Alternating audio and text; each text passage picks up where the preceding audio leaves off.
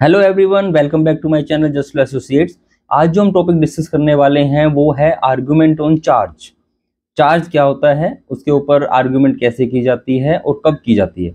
जैसा कि आपने लास्ट वीडियोस में देखा था कि चार्जशीट फाइल हो जाती है। चार्जशीट फाइल होने का तो अगर मैजिस्ट्रेट ट्रायल केस है तो वो उसी कोर्ट में चलता है, सेशन ट्रायल केस है तो वो सेशन में कमिट कर दिया जाता है।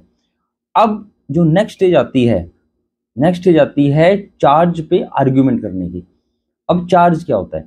चार्ज होता है किसी भी ऑफेंस के अंदर जिसमें एक्यूज को इन्वॉल्व किया गया है, क्या वो उसके खिलाफ एलिगेशंस बनते हैं या नहीं बनते। जैसे कि उदाहरण के तौर पर हम चलते हैं, एक ए नाम के आदमी ने एक घर के अंदर घुस के चोरी करने के बाद वो पकड़ा गया। पकड़ने के बाद उसके पास रिकवरी हो गई, मतलब चोरी का सामान मिल गया, तो एफआईआर होगी सेक्शन 380 411 380 411 में, क्योंकि 380 घर के अंदर चोरी करने का है, 411 रिकवरी का है। अब उसके ऊपर जब चार्जशीट फाइल होगी, चार्जशीट के अंदर वो सारे डॉक्यूमेंट्स होंगे जो हमने लास्ट वीडियो में डिस्कस किए हुए हैं। अब जब कोर्ट के अंदर एक्यूज आएगा कि जब चार्जशीट कंप्लीट हो जाएगी तो उसके ऊपर चार्ज फ्रेम होगा। चार्ज मतलब कि तुमने इस दिन इस तारीख को इतने बजे इस घर में चोरी की थी, तो क्या तुम्हारे खिलाफ ये 380 411 का केस चलाया जाएगा, क्या तुम इसमें गलती मानते हो या नहीं मानते हो। तो उसमें ये क्वेश्चन पूछा जाता है, ये होता है चार्ज फ्रेम करना। उसमें अगर एक्यूज कहता है नहीं हमें केस नहीं चलाना, तो वो प्लीड गिल्टी हो जाता है, उसको सजा हो जाती है as per trial case, as per magistrate order.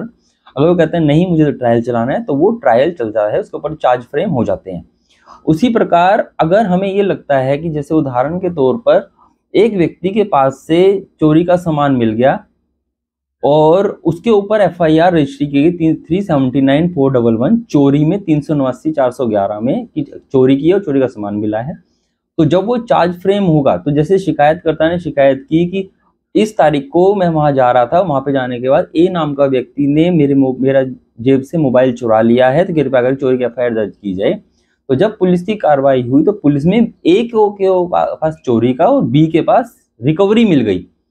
अब जब बी के पास रिकवरी मिली तो उसके ऊपर जब चार्ज के लिए हम लोग आर्ग्यूमेंट करेंगे, तो हम इसके अंदर आर्ग्यूमेंट ये करेंगे कि इसके अंदर हमारे ऊपर चार्ज 379 का नहीं लग सकता, 379 का नहीं लग सकता, क्योंकि हमने चोरी नहीं की, हमारे पास खाली रिकवरी मिली है, तो हमारे ऊपर 411 का चार्ज फ्रेम होगा।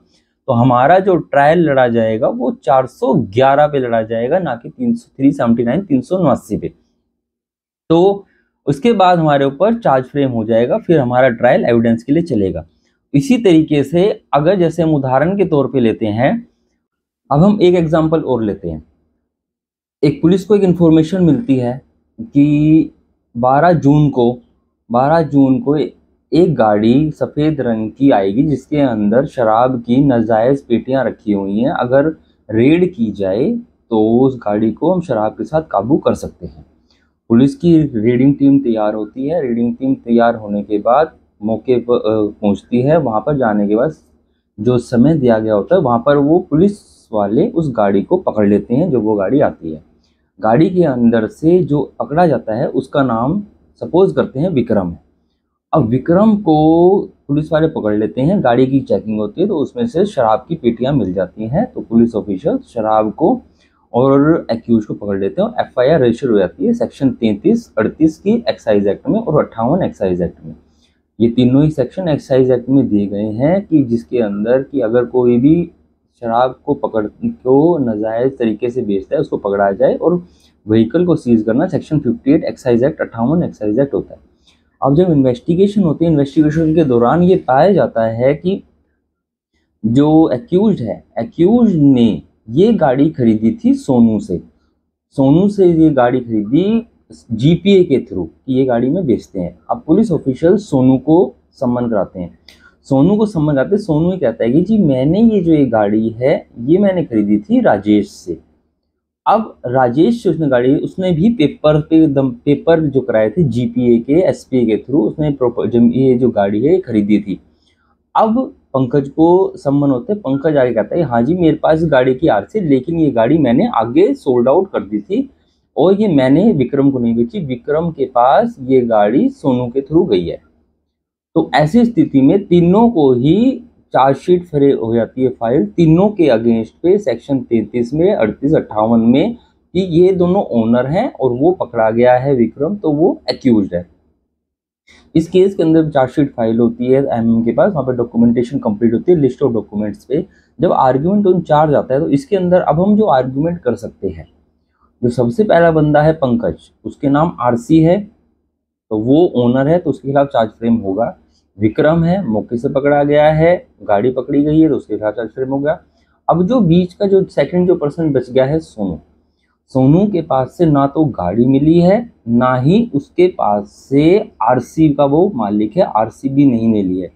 इसीलिए ही हम आर्गुमेंट कर सकते हैं जो सेकंड चैन का जो व्यक्ति है सोनू, उसको डिस्चार्ज किया जाए। तो हम अगर डिस्चार्ज पे आर्गुमेंट करेंगे, डिस्चार्ज होता है कि इसके खिलाफ केस को खत्म कर दिया जाए, इसके खिलाफ कोई भी केस नहीं बनता, तो कोर्ट उसको डॉक्यूमेंटेशन और चार्जशीट के आधार पर डॉक्यूमेंट देकर उसको डिस्चार्ज कर सकती है। जो सबसे इम्पोर्टेंट बात है, चार्ज पे जो आर्गुमेंट होती है वो प्रेमा फेसाई होती है, जो कि डॉक्यूमेंटेशन तैयार किए गए हैं चार्जशीट के थ्रू। अब सेकंड स्टेज आती है। सेकंड स्टेज क्या होती है, चार्जशीट फाइल होती है लेकिन सेशन ट्रायल केस है, कंप्लीशन ऑफ प्रोसीडिंग्स के बाद सेशन कमिट हो जाता है केस। सेशन कमिट मतलब कि एमएम से सेशन में केस चले जाना, वहीं पर ही केस चलेगा, वहां पर केस चलता है। केस चलने के बाद आर्गुमेंट ऑन चार्ज होती है। सपोज हम एक केस लेते हैं, उस केस के अंदर हम ये एग्जांपल ये लेते हैं कि 3 जून को, एक डेट सपोज करते हैं, 3 जून को शिकायतकर्ता ये कहता है कि मैं अपने घर पर था, घर पर 3 लड़के आए, 3 लड़कों के नाम जो थे वो थे आकाश, राहुल और हैप्पी। आकाश, राहुल और हैप्पी मेरे घर पर आए। मेरे घर पे आने के बाद उन लोगों ने हवाई फायर की। हवाई फायर करने के बाद उन लोगों ने मुझे जान से मारने की धमकी दी और वो चले गए। अब इसके ऊपर एफआईआर रजिस्टर हो गई सेक्शन 307 में और 506 आईपीसी में, अटेम्प्ट टू मर्डर में और 506 में। अब इसके अंदर मजिस्ट्रेट का चार्जशीट फाइल होगी, उसको सेशन ट्रायल केस है, वहां से सेशन में चला जाएगा। अब पुलिस ऑफिशियल्स ने क्या किया, यहाँ पर 3 बंदों के नाम लिए गए लेकिन इन्वेस्टिगेशन में 3 को और इम्प्लीकेट कर दिया कि ये 3 जने भी साथ में थे। अब जब चार्जशीट फाइल हुई, सेशन में गए हम, सेशन में जाकर हम आर्गुमेंट कर सकते हैं कि जी कंप्लेनेंट की इंफॉर्मेशन के हिसाब से सिर्फ 3 ही व्यक्ति थे, आकाश, राहुल और हैप्पी, और बाकी के 3 जने जो इन्वॉल्व किए गए हैं उनके बारे में तो कंप्लेनेंट ने ही नहीं कहा और कोई भी डॉक्यूमेंटेशन ऐसा नहीं है कि उन तीनों की प्रेजेंस को वहां पर शो कर सके। तो ऐसी स्थिति में उन तीनों को डिस्चार्ज कर दिया जाए। तो अगर कोर्ट को लगता है कि उसके खिलाफ कोई भी डॉक्यूमेंटेशन 3 के खिलाफ नहीं है और कंप्लेंट में भी नहीं कहा गया, तो कोर्ट उनको डिस्चार्ज कर सकती है। तो इस तरीके से हमें डिस्चार्ज के लिए भी आर्गुमेंट करनी चाहिए प्रेमा फेसाई। डिस्चार्ज के अंदर, चार्ज के अंदर सबसे जो इम्पोर्टेंट चीज़ हमें देखनी चाहिए कि क्या जो चार्ज मीन्स जो भी एलिगेशन, जो भी सेक्शंस हमारे ऊपर धारा लगाई गई है एक्यूज के ऊपर, क्या वो उन कंटेंट्स में आ रही है या वो नहीं आ रही। तो उस स्थिति में हम डिस्चार्ज पे आर्गुमेंट कर सकते हैं। और डिस्चार्ज जो अगर एक्यूज डिस्चार्ज हो जाएगा तो वो बरी हो जाएगा, जो डिस्चार्ज नहीं होगा उनके खिलाफ चार्ज फ्रेम हो जाएंगे और फिर उनके खिलाफ ट्रायल चलेगा।